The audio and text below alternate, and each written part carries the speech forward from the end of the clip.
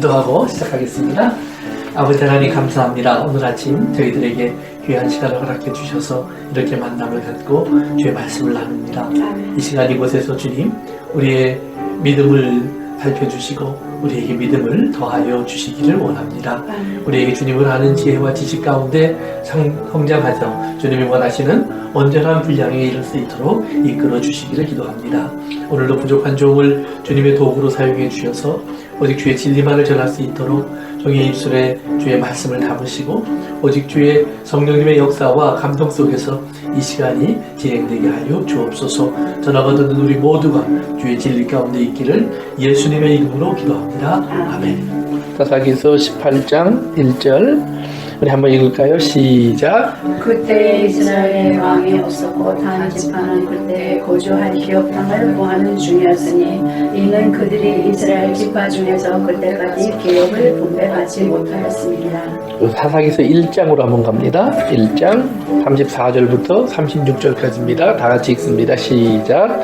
아모리 족속이 단 자손을 산지로 몰아넣고 골짜기에 내려오기를 용납하지 아니하였으며 결심하고 헤레스 산과 아일란 살비에 거주하였더니 요셉의 가문의 힘이 강성함에 아모리 족속이 마침내는 노역을 하였으며 아모리 족속의 경계는 아그림 비탈의 바위부터 위쪽이었더라. 아멘.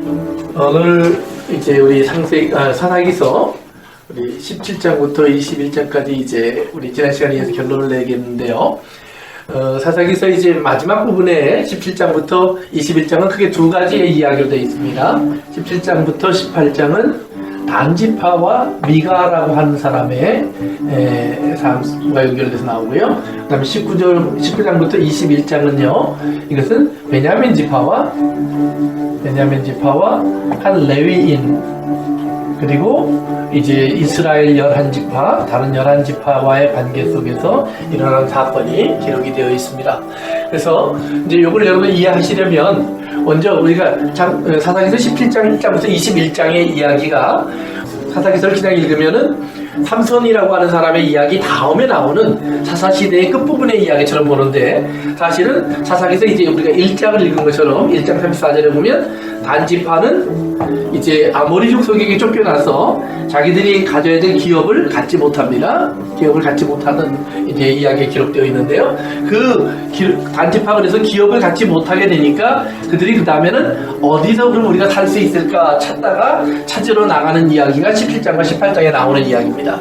그러니까 이 사사기서 3장부터 16장까지는 여기 뭐예요? 1장과 17장 18장 사이에 하나님께서 이야기를 끼워 넣어서 이것을 읽고 이제 17장 18장에 나오는 이야기를 보면서 우리가 이스라엘의 상태를 하나님 왜 이렇게 정의하셨는가를 알 수 있도록 12명의 사단을 통해서 하나님이 역사하셨던 이야기를 기록해 주고 있는 겁니다.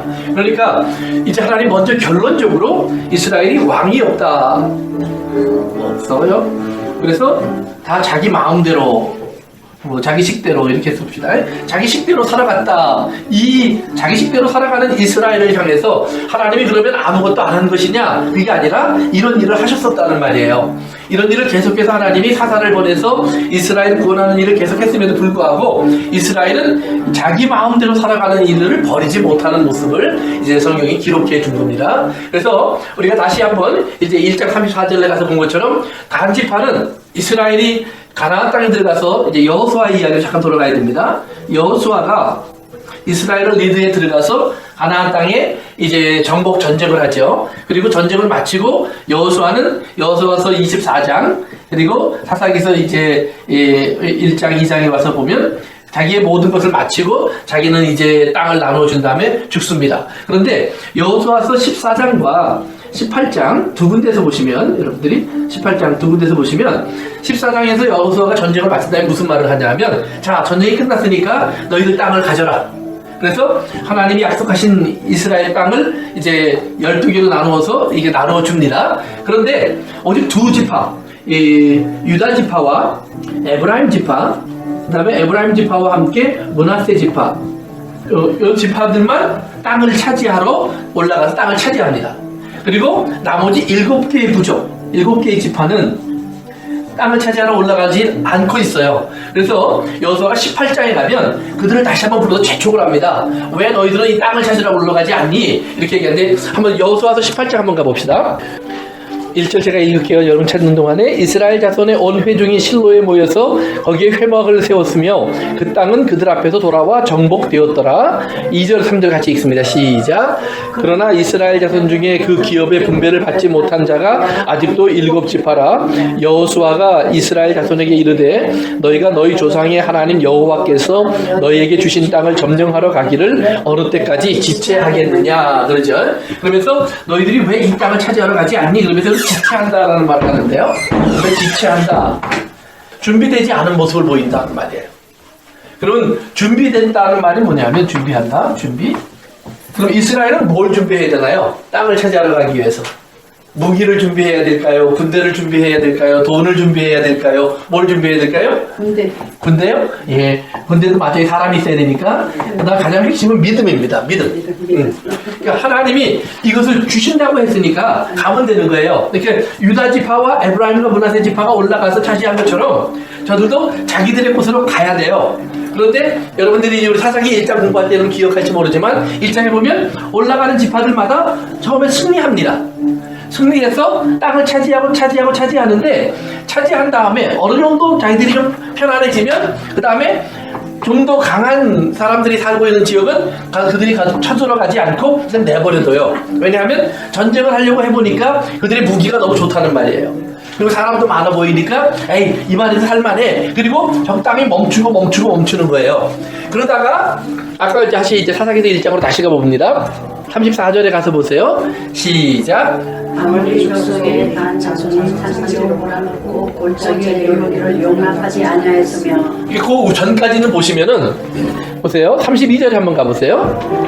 아셀 족속이 그 땅의 주민 가나안 족속 가운데 거주하였으니 이는 그들을 쫓아내지 못함이었더라. 그런데 그 바로 위에 보면 이제 그들이 쫓아내지 못하겠다라는 이야기가 이제 계속해서 여러 지파 속의 이야기 속에서 계속해서 나와요. 그런데 그러면 하나도 쫓아내지 못한 것이 아니라 일부는 쫓아내서 자기들이 땅을 차지하고 나머지 그냥 내버렸다는 말이에요. 그러니까 이것이 반복되니까 그 주변의 사람들이 볼 때 이스라엘 사람들이 처음에는 여호수아 밑에서 함께 움직일 때는 굉장히 무서운 군대였는데 막상 자기들이 다 전쟁을 마치고 여호수아가 죽고 나니까 땅을 차지하러 올 때 보니까 힘이 없는 사람들이란 말이에요. 그러니까 단지파가 이제 자기 땅을 차지하러 갈 때쯤 됐을 때는 아모리 족속이라고 하는 이방인들이 아모리 족속이 먼저 오히려 단지파를 공격해버리는 거예요. 그래서 단지파를 산 꼭대기에다 몰아넣고 너희들 여기 내려오지 마. 거기서 그냥 니네들이 어떻게 살든 살아. 이 밑에는 다 우리 땅이야. 그러면 오히려 반대로 그러니까 이스라엘이 점령에 들어가다가 자기들이 포기하고 주춤하는 것이 아니라 이제 단지파는 아모리 족속에게 밀려서 자기들이 쫓겨다니는 그런 신세가 되어버렸다는 말이에요. 그러니까 단지파는 살만한데 이제 기업을 차지하지 못하고 어려운 형편에 처하게 돼요. 이렇게 어려운 형편에 처하게 되니까 그 다음에 약간 18장으로 다시 갑니다. 사사기서 18장. 아까 1절에 읽은 것처럼 그때 이스라엘에는 왕이 없었고 단지파는 그때 거주할 기업의 땅을 구하는 중이었으나 그렇게 나오죠. 그러니까 이제 땅을 이렇게 쫓겨다녔으니까 그들이 원하는 땅을 차지하지 못한 거예요. 그러면 우리가 그러면 어디 가서 살까? 그러면 살만한 데를 찾아서 이것저것을 찾아다니는데 그 밑에 보면 자기들 가운데 몇 사람을 골라서 정탐꾼을 내보내요. 우리가 그러면 어디 가서 살면 되겠니? 살만한 땅을 좀 찾아봐라. 그러니까 이 사람들이 다니다가 어디에 오냐 하면 2절 보세요. 2절 끝부분에 보니까 그들이 에브라임 산지에 가서 누구의 집에 이르러요? 그렇죠. 미가는 누구였죠? 여러분 미가 그러니까 이렇게 우리 클리브랜드에 있는 한식집의 이름이 미가죠. 맛있는 집. 예. 그런데 미가 그 미가가 아니고 여기서 말하는 미가는 하나님과 같은 사람은 누구냐 이런 말이에요. 미가라는 말의 뜻이 그거예요. is like God. 하나님과 같은 분은 누굴까 이런 뜻이에요. 그러니까 이제 하나님이 누구시냐 이제 이런 의미를 갖고 있는 사람인데 미가의 집에 이르러. 그러니까 미가는 어떤 사람이었죠? 여러분 기억나세요? 지난 시간에 공부했죠. 17장에서.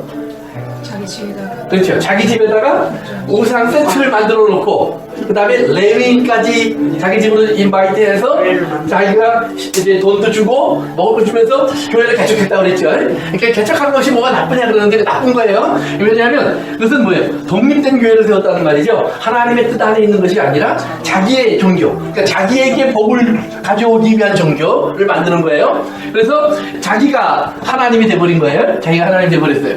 그런데 그 집에 왔어요. 근데 그 집에 와서 보니까 재밌는 게 있어요. 3절 한번 같이 읽어볼까요? 시작. 그들이 네가 집에 있을 때 그들의 청년의 영상을 알아두고 뒤로 돌아가서 그 일에 누가 너를 이리로 인도하였으며 내가 여기서 하여 여기서 무엇을 얻었느냐 하니. 이렇게 여기서 이제 여러분들이 기억하셔야 되는 게 3절에 보니까 레위 사람의 음성을 미가의 집에 와서 단지파의 척후병들이죠. 척후병들이 미가의 집에 왔는데 거기서 좀 쉬고 있는데 어디서 듣던 소리가 들린단 말이에요. 낯선 소리가 아니라 좀 우리가 아는 사람의 목소리인데 이랬다는 말이에요. 그래서 가서 보니까 진짜로 레위인이 있어요. 그러면 보세요. 이 레위인은 어디 출신이죠? 기억나세요? 베들레헴. 저기 그러니까 여기라는 걸 알아요. 베들레헴이에요. 지난해 식탁에 보면 나왔죠. 베들레헴 출신이에요. 베들레헴. 그러니까 단지파 지금 사람들도 베들레헴 근처에 많이 살았다라는 얘기죠. 많이 살았다는 얘기예요. 그래서 지금 남의 땅에 지금 여기저기 붙어 살고 있는 거예요. 근데 베들레헴 근처에 많이 살았어요. 그러면 그 말은 뭐냐 하면 이 레위인이 제법 유명한 사람이라는 말이에요. 그러면 이제 이 레위인이 어떤 사람이냐? 18장 밑으로 내려가세요. 이제 30절 보세요. 30절. 한번 같이 읽어봅시다. 시작. 한 자손이 자기들을 위하여 새로운 신상을 세우고 모세의 자녀의 원하자는 그의 자손이 제사장이 되어 그 땅의 백성이 사로잡히는 날까지 이르렀더라. 그래요? 거기 보면 이 레위인에 대한 설명이 나오는 거예요. 이제 단지파 사람들이 이제 중간에 보면 지금 건너뛴 거지만 이 미가 집에 있었던 레위인과 신상을 다 데리고 자기들의 새로운 거주지로 데리고 가요. 그래서 이제 그곳에서 따로 이제 교회를 세우는데 거기서 또 개척을 합니다. 근데 교회를 세워놨는데 세워놨을 때 그 레위인이 어떤 사람인지를 설명해 주는 거예요. 그럼 그 레위인이 어떤 사람이냐? 모세의 어떤 사람이에요? 모세의 손자예요. 모세의 아들이 게르솜인데 근데 게르솜의 아들이 요나단이에요. 이게 나중에 사울의 아들도 요나단이에요. 똑같은 이름이니까 혼돈하지 마세요. 게르솜의 아들 요나단이에요. 그러면 모세의 손자 게르솜의 아들 요나단 이렇게 가니까 보세요. 이건 이 사람들이 지금 광야에서 들어온 지가 얼마 안 된 상태죠. 왜냐면 모세는 광야에서 죽었고 게르솜도 광야에서 죽었어요. 요나단은 광야에서 이제 들어왔어요. 그러니까 가나안 땅에 들어온 지 얼마 안 됐을 때의 사건인 것을 우리가 알 수 있다는 말이에요. 그러니까 삼손이니 뭐 입단이 기도원이니 그 사람들의 이야기는 사실은 17장 다음의 이야기예요. 그런데 하나님이 이렇게 이제 끼우는 거라고 얘기했었죠. 왜? 왕이 없는 상태로 이스라엘이 어떻게 점점 타락해가는 걸 보여주시는 거예요. 이스라엘에서 그 당시 가장 유명한 사람이 모세 아니에요. 영웅 중에 영웅이 모세 아니에요. 그 다음에 영웅은 여호수아란 말이에요. 모세와 여호수아, 그 다음에 갈렙 정도겠죠. 이런 사람들이 이제 영웅이고 유명한 사람들인데 모세의 손자예요. 직계. 이게 집안이 괜찮은 집안이잖아요. 그러니까 이게 지금 아론의 후손이 와야 되는데 제사장이 되려면 그게 상관없는 거예요. 이 흐름만 가지고도 이 정도의 명문 가정에 이 정도의 이름을 가지고 있는 사람이 우리의 제사장이 되어두면 이건 끝내주는 거야. 괜찮아. 그래서 거기에 홀딱 빠져버렸다는 말이에요. 그러니까 이제 단지파 사람들이 미가의 집에 왔는데 거기서 많이 듣던 소리가 들려서 알아보니까 이 사람이에요. 그 다음에 보세요. 다시 18장 위로 올라갑니다. 사사기서. 그들이 이제 3절에 보면 내가 여기서 무엇을 하며 여기서 무엇을 얻었느냐 하고 이제 자세히 물어봐요. 그랬더니 4절에 같이 대답 읽어봅니다. 시작. 그가 그들에게 이르되 미가가 이러하게 나를 대적하고 나를 고용하여 나를 자기 제사장으로 삼았느니라 하니라. 그러면서 교회 개척한 얘기를 하면서 나를 담임 목사로 청빙해줘갖고 내가 와서 지금 여기서 목회하는 거야. 이렇게 얘기하는 거예요. 그러니까 이 사람들이 그 다음에 5절에 보면 보세요. 얼마나 재밌는지 그들이 그에게 이르되 청하건대 우리를 위하여 하나님께 물어보아서 우리가 가는 길이 형통할는지 우리에게 알게 하라. 그러니까 예언기도 해달라는 거예요. 그러면서 내가 탁 일로 가면 이제 하나님이 나한테 좋은 땅을 줄 건지 사업이 잘 되는 건지 좀 알려주세요. 그러니까 또 그걸 또 해요. 그러더니 뭐라 그러냐면 가라. 그러면서 6절에 보니까 너희가 가는 길은 여호와 앞에 있느니라. 하나님이 너희를 편안하게 축복하시니까 가라. 그러니까 감사한 분 많이 하고 왔겠죠. 그래서 이제 가요. 그러니까 이 사람들이 그러면서 어디 가서 살면 될까 하고 온 세상을 다 돌아다니다 보니까 이스라엘 땅이 이렇게 있는데 북쪽에 있는 호수가 뭐였죠? 큰 호수? 바다라고 성경에 나오는 게 남쪽은 사해고요, 북쪽은 갈릴리.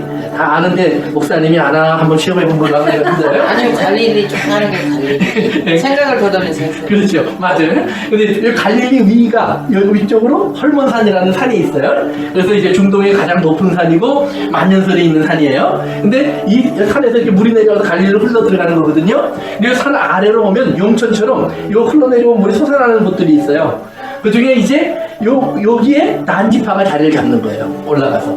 그러니까 여기는 뭐예요? 물도 많고, 그 다음에 우리가 이스라엘을 보통 무슨 생각을 하냐면 광야 같은 생각을 하잖아요. 여기는 아주 물도 많고 기후도 좋고 나무나 숲도 우거진 그런 곳이에요. 우리 웬만큼 어느 세계 어디를 가도 이만큼 아름답고 좋은 곳이 드물 정도로 그렇게 아름다운 곳이에요. 여기에 자리를 잡는 거예요. 왜? 여기 가장 좋아. 살만해. 물도 많어. 그 다음에 주변의 사람들이 도우러 오기도 힘들어. 중간에 골짜기도 있고 이래갖고 우리가 여기 점령하면 여기 안전한 곳이야. 그래서 그걸 다 알아보고 와서는 이제 이 사람들이 돌아와서요 이런 얘기를 합니다. 9절에 보세요. 이르되 일어나 그들을 치러 올라가자. 우리가 그 땅을 본즉 매우 좋더라. 너희는 가만히 있느냐? 나아가서 그 땅 얻기를 게으리하지 말라. 그러니까 하나님이 어느 땅을 주셨느냐 이게 아니에요. 내가 볼 때 여기가 좋아. 그러니까 나 이거 가질 거야. 그러니까 우리가 볼 때 땅에서 사는 것이 꿈인 사람은 좋은 땅에서 그걸 골라가야 돼요. 그러나 하늘의 소망인 사람은 좋은 땅이냐 나쁜 땅이냐보다 더 중요한 건 뭐예요? 하나님의 말씀에 순종하는 거예요. 그래서 하나님 말씀에 순종하는 것이 이것이 우리의 기업이에요. 그러니까 예수님이 그러죠.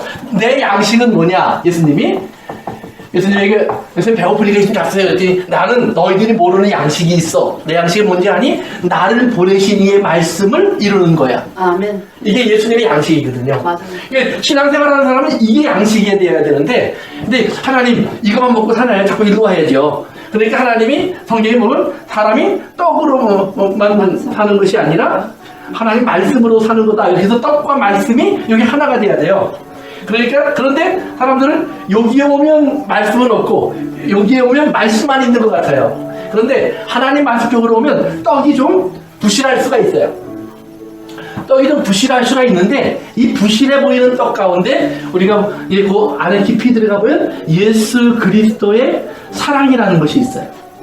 그러니까 땅에서 주는 즐거움, 쾌락, 만족과 조금 다른 것인데 요것이 있어요. 이렇게 요 사랑에 이렇게 딱 빠지게 되면 그러면 요 맛없는 떡에 사랑이 플러스가 되면 그렇게 맛있는 떡이 된다는 말이에요. 그래서 요 사랑의 고물이 들어간 떡을 먹는 겁니다. 그래서 하나님 말씀 순종해서 그렇게 가는 거예요. 그래서 이제 이스라엘 사람들에게 하나님께서 땅을 주셨는데 이 사람들이 와서 좋은 땅을 보고 와서 뭐라고 그러냐면 왜 게으르지 마라. 빨리 올라가라 그 말이에요. 그런데 아까 여러분들이 그 여호수아서 18장에서 여호수아가 왜 지체하느냐 그랬었죠. 왜 올라가야 되는데 올라가지 않고 얘들 왜 머뭇머뭇거려. 그 게으르지 마라 지체하느냐 요 말을 예수님이 하신 적이 있어요. 예수님이 언제 하셨냐면 성경에 보면 열 문화의 비유 또는 달란트의 비유 이런 비유가 있어요. 요 달란트의 비유 열 문화의 비유는 뭐냐면 예수님이 이제 십자가를 지기 얼마 전에 제자들에게 또 예수님을 따르는 사람들이 가르쳐준 몇 가지 안 되는 교훈 중에 하나가 요 교훈이에요. 근데 요 교훈을 보면 뭐냐면 먼 길을 가기 전에 나눠주고 가요. 10개를 10명의 사람들에게. 요 달란트는 3사람을 불러서 나눠주고 가요. 그러면서 내가 돌아올 텐데 그때까지 너희들이 이거 가지고 장사하고 있어라. 그리고 이제 갔다 오시거든요. 그런데 갔다 오는데 그 사이에 이 열문화의 비유에 보면 무슨 말이 나오냐면 먼 길을 가서 이분이 가는데 왜 가느냐? 왕이 되려고 가는 거예요. 왕이 되려고. 누가복음 이제 19장에 나오는 얘기입니다. 왕이 되려고 가는 거니까 왕이 되기 위해서 자기를 왕으로 임명해 줄 사람에게 갔다 와야 돼요. 그래서 그리고 가고 있는데 이 열문화를 받은 사람들을 중심으로 해서 그 중에 어떤 사람들이 악한 사람들이 있어요. 악한 사람들이 어떤 사람이냐면 이 사람이 왕 되는 게 싫어. 그래갖고 요 갈 때까지는 내내 그래놓고요 빨리 말을 태워서 더 빨리 누구를 보냈어요. 그래갖고는 이 사람을 왕으로 만들어줄 사람한테 뭐라 하냐면 저 사람을 왕으로 만들지 마세요. 우리 저 사람이 싫어요. 그리고 이제 싫다는 얘기를 했는데 그 이야기를 들은 사람이 왕으로 이 사람을 만들어주면서 그 얘기까지 다 해줬어요. 너가 와서 너 싫다고 그랬다. 그랬더니 이 왕이 돌아왔어요. 돌아와서 이 사람들이 어떻게 장사했는가를 다 보고를 받아요. 그랬더니 어떤 사람은 나는 하나를 가지고 열을 남겼습니다. 어떤 사람은 하나를 가지고 5을 남겼습니다. 그러는데 한 사람은 오더니 주인님이 나에게 주신 걸 그대로 가져왔습니다. 그리고 보따리에 이렇게 싸갖고 그대로 가져와요. 가방에 넣어서. 그러니까 주인이 이거 왜 그대로 가져왔니? 그랬더니 나는 당신이 어떤 사람인 줄 압니다. 그래서 뭐라고 얘기하냐면 당신은 엄한 사람입니다. 엄하다는 말이요. 메마른 가슴을 가진 사람이에요. 그러니까 인정사정 없는 사람. 당신은 참 무자비한 사람입니다. 네, 이런 말이에요. 그래서 당신이 나한테 하는 게 이게 보세요. 이건 내 것도 아니고 당신 걸 나한테 맡겨놓고 당신은 아무것도 안 하고 나보러 심고 거두어서 가져오려는 거 보니까 당신은 날강도가 아닙니까? 그러면서 심지 않은 걸 거두고 뿌리지 않는 것을 모으려고 하는 당신은 그런 사람입니다. 우리를 고생만 시키는 사람입니다. 그랬더니 이 왕이 뭐라고 얘기했냐면 그래? 그러면 내가 그런 사람이 되어줄게. 그리고 메마른 가슴을 가진 사람의 심판을 해버려요. 네 거를 가져와. 돈을 뺏어. 내 거를 다 가지고 가니까 이 사람이 어떻게 돼요? 아무것도 남는 게 없어요. 왜? 사실은 자기의 모든 것이 주인의 것이었어요. 그런데 자기는 요거만 주인의 것인 줄 알았어요. 그런데 자기가 살고 있던 집도 자기가 지금 누리고 있었던 모든 것도 다 주인의 것이었어요. 그러니까 주인의 것을 다 가져가고 나니까 아무것도 없어요. 그리고 나서 그 다음에 보면은요, 이제 누가복음 19장에 나오는 얘기입니다. 시간이 없으니까 찾지 않을게요. 근데 뭐라 하냐면, 그 다음에 주인이 그 다음에 할 일이 있다. 내가 왕이 되는 게 싫어서 와서 왕 되지 말라고 얘기했던 사람들 다 잡아오너라. 그리고 죽여라. 그러면 요 사람은 어떤 사람일까요? 그 왕 되기를 싫어하는 사람이었을까요? 왕이 되기를 좋아했던 사람일까요? 싫어했던 사람이겠죠, 당연히. 그러니까 죽여라. 그 죽음의 대상이 되는 거예요. 그러면 왜 이제 이런 현상이 일어날까라는 말이에요. 그것은 예수님을 바라보는 눈이에요. 하나님, 예수 그리스도. 과연 예수님이 어떤 분이냐 하는 말이에요. 한편으로 보면 예수님은 어떤 분으로 보여요? 이런 분으로 보여요. 그럼 왜 이런 분으로 보이느냐? 그것이 이제 19장부터 21장까지 얘기해요. 여러분 19장부터 21장까지 가서 보시면 타사기서 얘기하는 겁니다. 그게 한 레위인의 얘기가 나와요. 가서 봅시다. 타사기서 19장 보세요. 1절에 보시면 18장 1절하고 똑같은 말이 나오죠. 시작. 이스라엘 왕이 없을 그때 에브라임 산지 구석에 거주하는 어떤 레위 사람이 유다 베들레헴에서 저를 맞이하였더니. 그래요? 이제 아까 그 미가 집에 온 레위인이 어디 출신이라고 그랬죠? 베들레헴. 그런데 이번에는 레위인이 다른 데 사는 레위인이에요. 레위인은 흩어져 살게 돼 있으니까 레위인이 베들레헴으로 왔어요. 그래갖고 거기서 첩을 하나 구해요. 보세요. 자, 레위인은 어떤 사람이죠? 기본적으로 뭐 제사장 집안이죠. 이제 레위인 중에 이제 제사장이 나오는 거니까. 그러니까 하나님에게 선택된 사람들이에요. 그래서 하나님이 이스라엘을 12지파를 만들 때 보시면 이스라엘을 12지파를 만드는데 12지파를 나누는데 그때 하나님 뭐냐면 레위 지파는 따로 뽑아서 뭐라 그러냐면 레위 지파는 얘네들은 내 거야. 그래서 11지파가 땅을 갖게 돼 있어요. 근데 이스라엘은 원래 12지파 아니에요. 근데 11로 나누면 이제 11가 되는데 이 11에 누가 들어가 있냐면 요셉이 들어가 있어요. 요셉. 그런데 창세기 48장으로 한번 가보세요. 요거 여러분 보고 가시면 좋겠네. 창세기 48장 보시면 이제 요셉이 야곱을 찾아와서요. 야곱이라고 하는 그 자기 아버지가 죽기 전에 자기 아들들을 축복해달라고 데리고 와요. 그래서 5절에 가서 보세요. 시작. 내가 애굽으로 와서 내게 이르기 전에 애굽에서 내가 낳은 두 아들을 에브라임과 므낫세 내 것이라. 루벤과 시몬처럼 내 것이 될 것이요. 그래요. 에브라임과 므낫세를 요셉이 낳았어요. 아버지를 만나기 전에. 그런데 요셉이 난 요 두 아들을 야곱이 뭐라고 그러냐면 누구같이? 루벤과 시몬처럼. 루벤이란 말은 자기 장남이에요. 자기 장남과 차남. 그러니까 자기의 장남과 차남처럼 얘네들은 손주가 아니라 내 아들이야. 그래요. 그러니까 레위 지파가 12에서 빠졌는데 마이너스가 돼서 11가 됐는데 요셉이 플러스 1이 돼버리는 거죠. 2이 돼버리니까 다시 12이 되는 거예요. 그래서 레위 지파는 이거 빼고 다시 12이 돼서 이스라엘 총 13지파예요. 이렇게 되면. 그래서 12지파 그럴 때는 요렇게 12지파가 되기도 하고 요렇게 12지파가 되기도 하는데, 그러나 이제 그 성경에 여러분이 이제 보시면 그때마다 조금씩 달라요. 그러나 기본적으로 여러분 이해하는 것은 뭐냐면 원래 12는 요셉을 포함한 레위까지 12이었는데 하나님이 레위 지파는 특별한 목적으로 빼고, 어떤 목적이죠? 하나님의 나라를 위해서 성막을 지키는 사람들, 성전에서만 일하는 사람들로 빼고 나머지 11를 요셉을 둘로 만들어서 12지파로 만들어 사용하는 거예요. 그래서 사사기서에서 보면 에브라임 지파, 므낫세 지파가 나눠지죠. 그 다음에 광야에서도 보면 여호수아는 에브라임 지파 출신이다 이렇게 나와요. 그래서 12명의 정탐꾼을 보낼 때도 므낫세와 에브라임에서 각각 한 명씩 나와요. 이런 식으로 해서 12지파가 이렇게 활동을 하고 있는 거예요. 그래서 이런 활동을 하고 있는데 어쨌든 간에 보세요. 이런 그 이스라엘 가운데서 그러면 레위 지파는 하나님을 섬기기 위해 특별히 선택된 사람들이니까 이렇게 하면 될까요? 안 될까요? 이건 안 되는 일이에요. 첩을 얻는다 이런 것들은 뭐예요? 세상적인 이야기를 하는 거예요. 그러니까 이거는 레위 지파가 해야 될 일이 아니라는 말이에요. 하나님 심지어는 레위 지파에게는 그 중에서도 제사장 집안은 결혼을 굉장히 엄하게 하나님이 제한시켜버려요. 그래서 꼭 처녀만 결혼을 해라, 흠이 있는 사람은 안 된다, 뭐 여러 가지 조건들을 많이 갖다 하나님 만들어 놓으시는데 안 되게 하나님이 제한을 많이 해요. 그런데 이 레위 지파 사람들이 지금 뭐예요?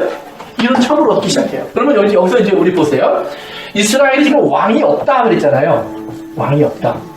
그러니까 이스라엘 사람들이 왕이 없어서 그들이 뭘 못하느냐 몇 가지를 이제 얘기하는데, 첫째는 땅을 차지하지 못하는 거예요. 땅을. 그러니까 하나님이 12지파에게 땅을 나눠줬는데 아까 얘기한 것처럼 유다 지파는 차지했고 에브라임 지파는 차지했는데 나머지 지파들은 차지하지 못하고 있다가 그 다음에 사사기서 보니까 조금씩 얻어서 자기들이 살 만큼만 있다가, 그랬는데 단 지파는 그나마도 얻지 못하고 쫓겨났다가 이렇게 엉뚱한 일을 한 거란 말이에요. 그런데 이것은 그럼 왜 이렇게 되느냐? 이스라엘 사람들은 그것이 우리가 왕이 없기 때문이다 그렇게 생각하는 거예요. 우리에게 왕이 있었으면 그 왕이 나가서 대신 싸워주고 우리에게 그것을 줬을 거야. 그런데 우리 왕이 없어. 이 이야기를 이제 사무엘상, 사사기 뒤로 가보세요. 사사기 뒤에 가면 룻기가 나오고요. 그 다음에 나오는 게 사무엘상인데 12장. 거기 보면 이제 그 사무엘이 이스라엘 사람들이 왕을 달라고 하니까 하나님께 기도해서 왕을 세우는 이야기를 하는데요. 11절, 12절, 13절 보세요. 11절, 12절, 13절 세 절입니다. 시작. 여호와께서 여룻바알과 베단과 입다와 나 사무엘을 보내사 너희를 너희 사방 원수의 손에서 건져내사 너희에게 안전하게 살게 하셨거늘 너희가 암몬 자손의 왕 나하스가 너희를 치러 옴을 보고 너희 하나님 여호와께서는 너희의 왕이 되심에도 불구하고 너희가 내게 이르기를 아니라 우리를 다스릴 왕이 있어야 하겠다 하였도다. 이제 너희가 구한 왕, 너희가 택한 왕을 보라. 여호와께서 너희 위에 왕을 세우셨느니라. 아멘. 거기까지 봅니다. 이렇게 여기서 여룻바알, 그 11절에 나오는 것은 기도원을 얘기하는 겁니다. 이제 이런 사사들 시대에 너희들이 보지 않았니? 하나님이 너희들 어떻게 왕으로서 너희를 돌보는지. 그래서 하나님이 대리인을 세워서 너희들이 필요할 때 이런 일을 했잖아. 그런데도 이제 사사 시대가 지나고 룻기가 지나고 그 다음에 사무엘의 시대까지 왔는데, 사무엘의 시대에 와서 보니까 사람들이 왕을 달라고 하는데 무슨 왕을 달라고 하느냐? 여기 보니까 적군이 쳐들어오는데 암몬 사람에서 자기를 지켜줄 왕이 이제 사무엘을 잡고 하나님이 너희를 지켜줄 거야 이렇게 얘기하는 거예요, 여호와가. 그런데 이 사람들 뭐라 하냐면 아니라. 우리가 하나님 믿고 언제까지 기다립니까? 보이지도 않는 하나님. 그러니까 우리는 왕이 있어야 되겠습니다. 그래서 그들이 원하는 왕, 이게 누구냐면 이제 사울이라는 왕을 하나님 주시죠, 나중에. 그래서 그들이 원하는 왕, 키도 크고 싸움도 잘하고 멋지게 생기고 아주 이 땅에서 모든 걸 다 갖춘 사람이에요. 그런 사람을 왕으로 줘요. 그래서 이스라엘 사람들이 막 좋아하기도 하고 그 다음에 사울이 주는 승리 때문에 취하기도 하는 모습이 성경에 나오는데 어쨌든 간에 이스라엘 사람들이 그래서 뭐냐면 왕이 없으니까 우리는 땅을 차지하러 갈 수도 없고 땅을 지킬 수도 없어서 이렇게 쫓겨다니는 사람들이 됐습니다 이 말이에요. 두 번째는 17장 18장에 나오는 것처럼 자기 마음대로 교회 개척을 하는 거예요. 자기 마음대로 신당 차려놓고 우상 만들어놓고 제사장 만들어놓고 하나님이 세운 질서를 따라가지 않는 거예요. 세 번째는 단지파가 자기들이 원하는 땅의 얘기인데 여기는 뭐예요? 하나님이 주신 기업을 갖지 않는 얘기고요. 이거는 뭐예요? 자기들의 마음에 드는 것을 찾아다니는 거예요. 그래서 그것을 차지해요. 그래서 땅의 사람이 돼버려요. 그래서 그들이 한 일이 뭐냐? 나중에 다시 사사기서 18장으로 다시 가세요. 사사기서 18장. 이제 그들이 올라갔다가 와서는 너희들이 하나님 주신 이 좋은 땅이 있으니까 우리 빨리 가서 차지해야 돼. 여기서 게으르지 말라는 건 뭐냐면 여차하면 다른 사람들이 가져요. 뭐 좋은 거니까. 보세요. 하나님이 주신 거는요. 다른 사람이 탐을 안 내요. 보세요. 십자가가 탐나서 꼭 갖고 싶은 사람 있어요? 하나님 주신 거는 탐내는 사람이 없다니까요. 그건 어떤 사람만 가느냐? 그 하나님이 주신 그 십자가 다음을 아는 사람, 그 사람들만 갈 수 있는 거예요. 그걸 못 보는 사람은 못 가요. 그리고 그 다음을 봐도 바울의 말처럼 하나님 이게 넘어가면 안 되겠습니까? 예수님처럼 바울처럼 이렇게 넘어가면 안 되겠습니까? 그런 기도가 나올 수밖에 없는 게 십자가예요. 그러니까 십자가는 이거는 뭐 막 붙잡고 뭐 그러니까 못줘 뭐 이런 게 아니에요. 그런데 여기서 지금 말하는 게으르지 마라 요거는 뭐예요? 요거는 다 갖고 싶어 하는 거예요. 세상에서 여러분 복권을 딱 타면 해야 될 일이 있대요. 그래서 당첨이 되면 뭘 해야 되느냐? 첫째는 절대로 아무한테 얘기하지 말고 두 번째 사라져야 된대. 없어져야 돼. 그래갖고 이제 다 잊어버릴 때쯤 이제 돌아와서 이제 그걸 돈 챙겨라 이제 그러는데 그게 세상이에요. 그러나 십자가를 사랑하게 된 사람들은 어떻게 돼요? 하나님 주신 기업인 십자가를 사랑하는 사람들은 자꾸 나가서 십자가를 자랑해요. 이 복권에 당첨된 사람은 자랑하면 안 되는데 십자가가 하나님의 사랑인 걸 아는 사람들은 자꾸 십자가를 자랑해요. 그래서 바울은 자랑할 게 십자가밖에 없어 이러잖아요. 그러니까 이런 거예요. 그러니까 요걸 갖기 위해서 지체하는 사람은 근데 십자가를 갖기 위해서 지체하는 사람은 그렇기 때문에 악한 사람이에요. 십자가를 안 가지려고 하는 거니까. 그러나 요걸 갖기 위해서 부지런한 사람도 악한 사람이에요. 땅을 차지하기 위해서 부지런한 사람도. 그래서 성경은 악하다라는 말의 정의가 도덕질하고 강도질하고 막 죽이고 살인하고 막 거짓말하고 이것이 악한 게 아니에요. 물론 그것도 죄예요. 그러나 성경이 말하는 진짜 죄는 뭐냐면 바울이 나는 죄인의 괴수입니다 그러는 말은 뭐냐면 내가 하나님 말씀을 이 정도면 정말 좋아하고 사모하고 조금도 의심하지 않고 항상 기쁘게 즐겁게 하나님 말씀대로 살아가는 삶이 돼야 되는데 자기를 보면 자꾸 뭐예요?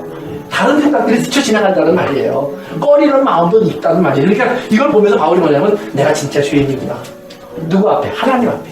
세상 사람들이 볼 때는 어휴 또 그 정도면 너무 훌륭하죠. 누가 그 정도 신앙생활 할 수 있습니까? 감옥에 몇 번 갔다 오셨습니까? 선교회로 몇 번 갔다 오셨습니까? 제사를 쌓았습니까? 이렇게 고생하셨는데 상 받으셔야죠. 사람들이 이런 얘기를 하는데 바울이 볼 때는 아니에요.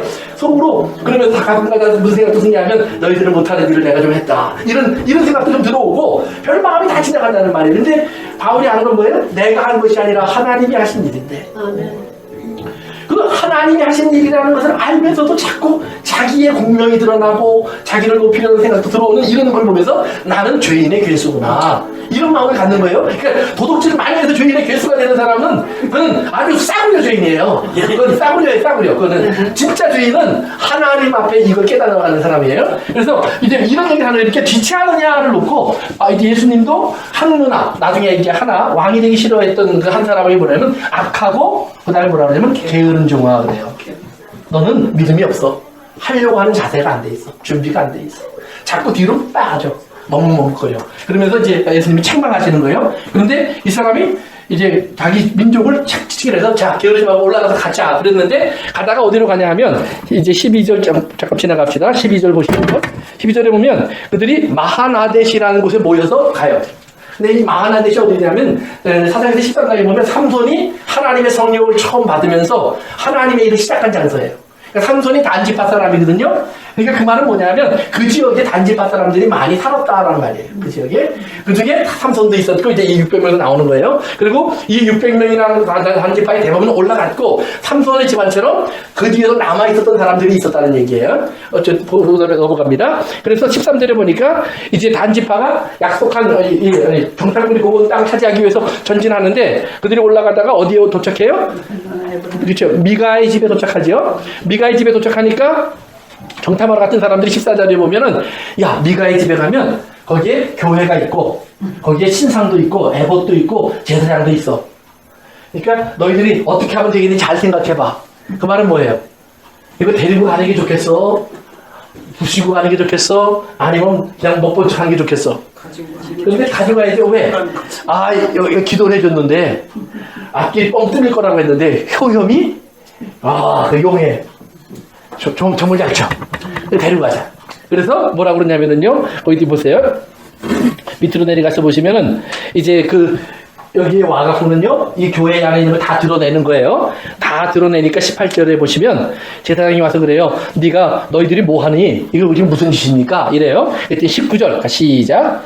그들이 그에게 이르되 잠자간에 전에를 되라. 우리와 함께 가서 우리의 아버지와 제사장이 되라. 내가 한 사람의 집에 제사장이 되는 것과 이스라엘의 한 지파가 우리의 제사장이 되는 것 중에 어느 것이 낫겠느냐 하는지라. 그랬더니 20절에 보니까 제사장이 그 마음에 뭐예요? 기뻐하여. 야, 내 능력을 알아주는 교회를 드디어 만났구나. 그러면서 한 집안 요만한 교회인데 한 지파 대형 교회. 그러니까 드디어 시골에서 이렇게 하다가 대형 교회로 천병이 온 거예요. 그랬더니 뭐예요? 마음을 기뻐하여 목사님이 기도하느라 보고 갔어요. 그런 거예요. 그랬더니 또 미가의 집안은 미련이 나는 것 같고 또 쫓아와서 우리를 두고 가시면 어떡합니까? 그러니까 그래도 큰 사람들 데리고 가는 사람들한테는 야 너희들 덩치가 크다고 이 사람 데리고 가면 어떡하냐? 그랬더니 이 사람들이 뭐라고 그래요? 밑으로 내려가 보세요. 23절에 보니까 단자손을 부르는지라 그들이 얼굴을 돌려 미가에게 이르되 너희들이 뭐 때문에 사람들 이렇게 모아서 다 쫓아왔니? 그러니까 이제 그 동네에서 제법 이제 성도들이 생긴 거예요. 그랬더니 24절에 미가가 니네들이 다 뺏어갔으니까 제사장도 데려갔으니까 그랬더니 단 지파가 뭐라 그러냐면 우리가 화를 내면 너희를 쳐서 네 생명과 네 가족의 생명을 다 뺏을 거예요. 그러니까 조용히 돌아가. 그러면 목숨은 건질 수 있어. 그리고 이제 미가가 다 데리고 가는 거예요. 그래서 이제 여기 북쪽까지 와서 거기에 단지파가 자기들의 지역을 차지하고 거기다 신당을 세우는데 그때부터 이스라엘의 역사를 쭉 보시면 이스라엘의 역사가 끝나는 날까지 단지파가 살던 이곳은 항상 우상을 섬기는 곳이 돼요. 항상 우상을 섬기는 곳이 돼요. 나중에 예수님이 이 땅에 계셨을 때도요. 예수님이 여기에 찾아가신 적이 있어요. 이 지역을. 이 변화산. 예수님이 이제 그의 몸이 변해서 제자들이 뭐 깜짝 놀래갖고 여기에 우리가 성막을 짓겠습니다. 이랬던 곳이 있었거든요. 그 근처예요. 그 근처인데 거기에 보면 시저를 섬기는 가이사라 빌립보라고 하는 장소가 나와요. 그 가이사라 빌립보가 요 지역이에요. 그러니까 그때부터 여기는 계속해서 우상을 섬기는 곳이 돼버려요.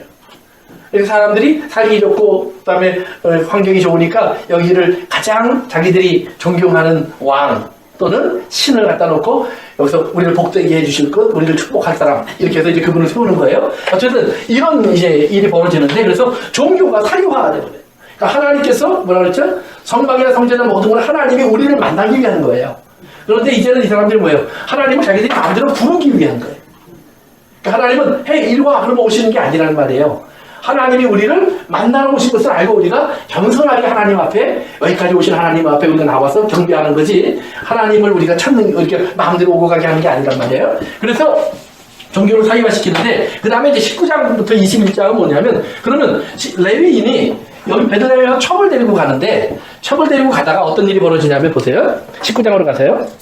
이제 첩을 데리고 가려고 하니까 처음에는 이 장인이요. 19장 여러분 앞에 부분에 보시면 하루만 더 있다가 하루만 더 있다가 그래서 며칠 있다 갑니다. 그런데 이제 며칠이 지났음에도 불구하고 안 보내주려고 하니까 이분이 이 레위인이 첩을 데리고 그냥 출발을 해버려요. 한밤에.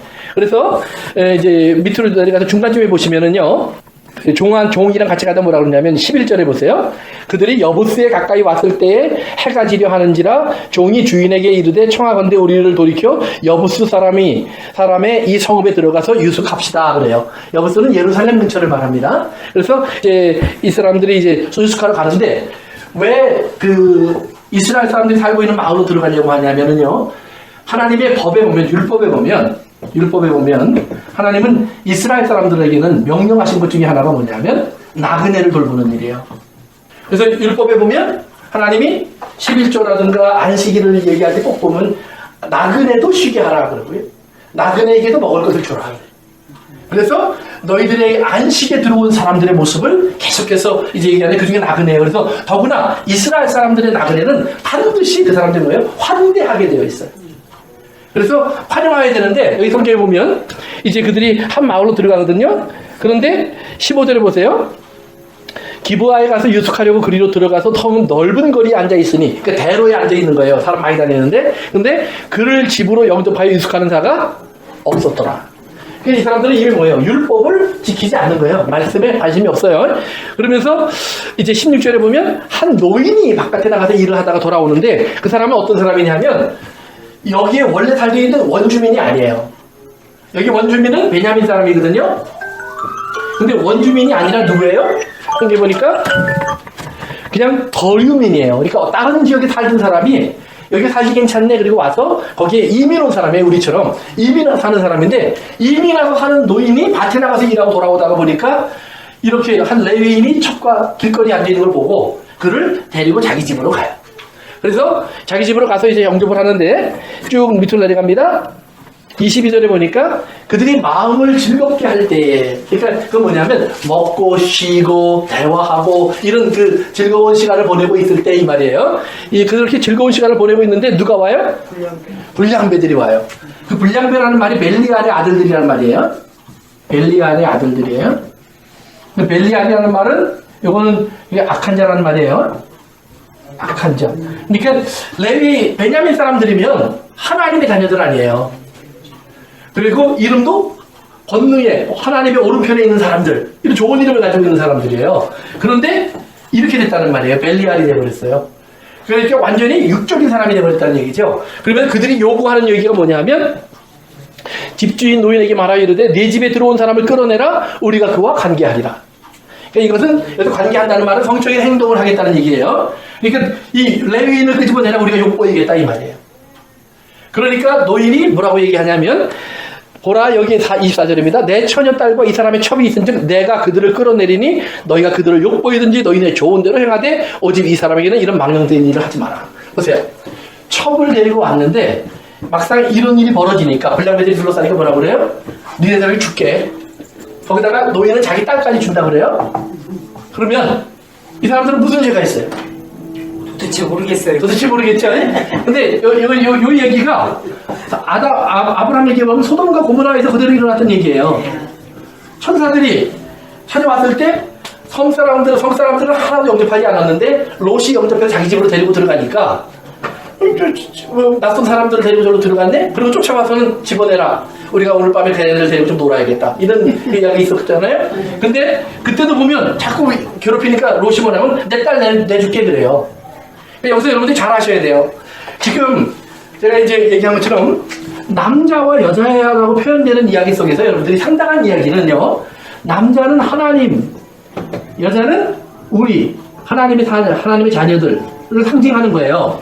영적으로 보면. 그래서 예수님이 에베소서에서 보면 결혼을 얘기할 때 결혼은 예수님과 교회와의 관계를 보여주는 거다 그랬죠. 그래서 남자는 하나님 쪽이고 여자는 이제 우리를 상징하는 거예요. 그러니까 레위인 또는 그 딸의 아버지인 노인 그들은 뭐예요? 남자의 역할을 하는 사람들이에요. 그럼 남자의 역할을 하는 사람들은 뭐예요? 하나님의 역할을 해야 돼요. 하나님의 역할을 하는 사람은 뭐예요? 구원자가 돼야죠. 그런데 자기들이 불리하니까 이걸 내버려요. 그러면 이 여자는 어떤 사람이 여자예요? 아담의 갈비뼈에서 나온 사람들이죠. 그러니까 아담의 뼈 중에 뼈, 살 중에 살이, 그러니까 아담이에요. 이게 자기예요, 사실은. 그러니까 자기를 헌신처럼 버리는 거예요. 그러니까 이게 뭘 보여주는 거냐면 레위인은 더구나 신앙의 사람이어야 되잖아요. 율법의 사람. 그러니까 하나님의 말씀의 사람이 지금 이런 일을 해서 가지고 간 것도 문제지만 자기가 필요하다고 생각하니까 자기 안위를 위해서는 쉽게 버려버려요. 이것이 세상이 갖고 있는 신앙관이에요. 그러니까 하나님을 우리가 보면 하나님 뭐예요? 예수님이 우리를 구원하기 위해서 자기가 죽으셔야 되는 걸 감당하시는 것이 십자가예요. 그렇죠? 그 모욕을 예수님이 당하시는 거예요. 그런데 율법이나 이 세상의 법을 보면 뭐예요? 우리를 버려요. 그리고 자기는 나는 거룩해. 율법은 나는 잘못이 없어. 너희들이 문제야. 너희들끼리 해결해. 이렇게 버리고 하는 거란 말이에요. 그래서 이 여자를 내버려요. 그런데 어떤 일이 벌어지냐면 거기 보면 25절부터 보시면은요, 밤새도록 사람들이 여자를 데리고 놀아요. 그리고는 이제 해가 뜰 때쯤 되니까 26절에 보면 동틀 때 여인이 자기의 주인이 있는 그 사람의 집 문 앞에 이르러 엎드려져서 발기까지 거기 엎드려져 있더라. 그러니까 이 말은 뭐냐 하면 내보냈으면 걱정이 되는 사람들은 문을 좀 열어놓고 살펴봐야 될 거 아니에요. 근데 여자가 왔는데 문이 잠겨 있다는 말이에요.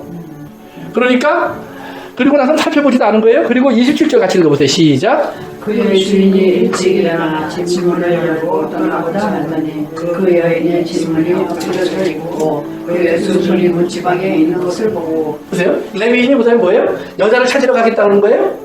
아니요. 자기가 가겠다는 거예요. 그런데 보니까 눈앞에 엎드려져 있더란 말이에요. 그러니까 그러면 좀 이렇게 살펴야 되는 거 아니에요? 근데 그냥 일어나. 근데 안 일어나니까 이렇게 보더니 죽었네? 그러면 싣고 간 거예요. 그리고 가서 어떻게 해요? 나중에 보면 각을 떠요. 각을 떠서 이스라엘 12지파에게 한 조각씩을 다 보내요. 그리고 무슨 얘기를 하냐면 이스라엘이 지금 이스라엘 가운데 이런 죄가 있습니다 라고 고발을 해요. 그 고발을 하니까 어떻게 되냐면 이스라엘 사람들이 흥분을 해서 다 일어나요. 어떻게 우리 가운데 이런 악한 일이 있을 수 있니? 그리고는 다 일어나서 자초지종을 들어보는 거예요. 그러니까 레위인은 지금 뭐예요? 자기가 버렸죠? 그리고는 자기가 고발해요. 무슨 역할을 하는데 사단의 역할을 다 하는 거죠.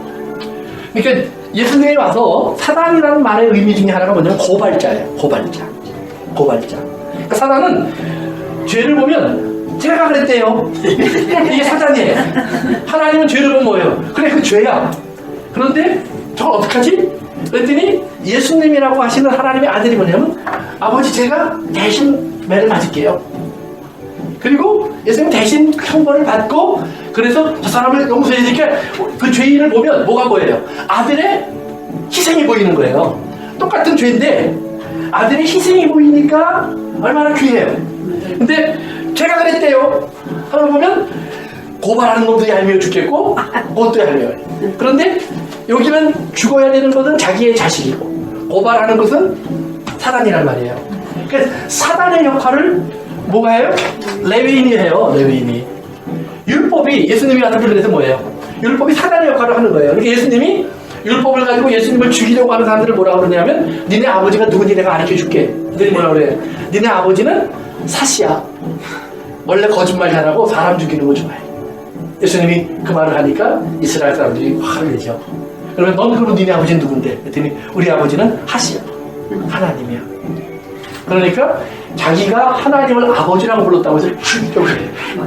그래서 예수님을 이제 죽이는 일이 벌어지는데 그 예수님을 죽일 때는요 이스라엘이 아무도 그러지 않아요. 그런데 이 여자를 놓고는 이제 이스라엘이 그래요. 그래서 이 이런부터 다음 시간에 하면서 룻기로 넘어가겠습니다. 그래서 여러분 꼭 기억하세요.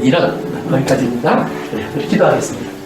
아버지 하나님 감사합니다. 오늘 저희들에게 주신 시간을 통해서 주의 말씀을 나누고 우리가 헤어집니다. 돌아가는 발걸음 주님 인도하시고 이제 우리가 드리는 예배를 통해서 주님이 영광받아 주옵소서. 예수님의 이름으로 기도합니다. 네, 감사합니다.